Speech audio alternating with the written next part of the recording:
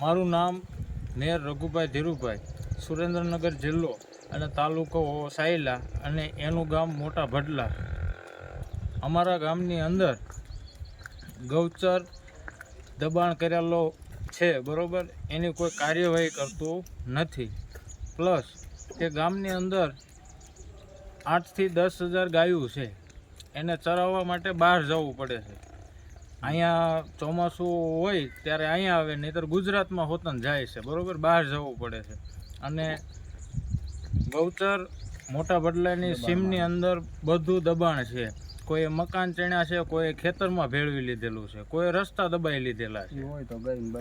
એ હોય તો ગાયોને બહાર ચરાવવા માટે ન જવું પડે. અમારે એટલું 10,000 ગાયોને ચારે ને એટલું તો ગૌચર છે, પણ અત્યારે કાંઈ રહ્યું નથી.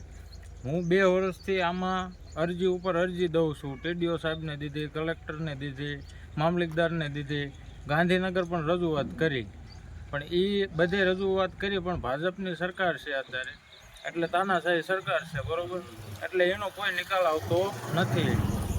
જો આની વહેલામાં વહેલા તકે જો ખુલ્લું થાય અને એની કાર્યવાહી થાય તો સારું. નકર અમારે આગળ વધવું પડશે, આગળ પગલાં લેવા પડશે, બરાબર. મારી પાસે વિડીયો હોતન છે. અને પ્લસ ગામની અંદર પણ રસ્તા છે, ત્યાં પણ મકાન ચણાઈ ગયેલા છે, એનો પણ વિડીયો છે. પછી નોલીનો અમારો માર્ગ છે, અહીંયા પણ ખેતરોવાળાએ માર્ગ જે 40 ફૂટનો હતો એની જગ્યાએ અત્યારે 8 ફૂટનો માર્ગ કરવાળો છે. 2 ગોરથી ખાઈ ગયા, હાલવું ક્યાં, એનો પણ વિડીયો છે.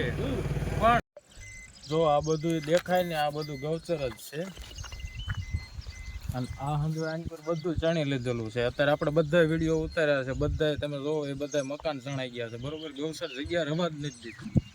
આ ગામમાં તમે એટલું વિચાર કરો, મળ્યા છે કે નથી? તમારા જેવા ગરીબને કોઈ મળ્યા છે? 5મી શેરી તે ગૌશાળામાં છે. આ ગૌચરમાં જ છે. આ બધું આખું ગામ તૈયાર થઈ ગયું. આખું ગામ ગૌચરમાં, બધું ગૌચરમાં.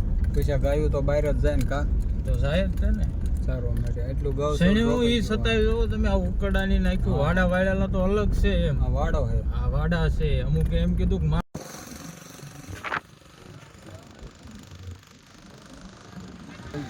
આની કાર્યવાહી જલ્દી કરવી, નકર અમારે ધરણા ઉપર પણ બેહવું પડશે, બરોબર.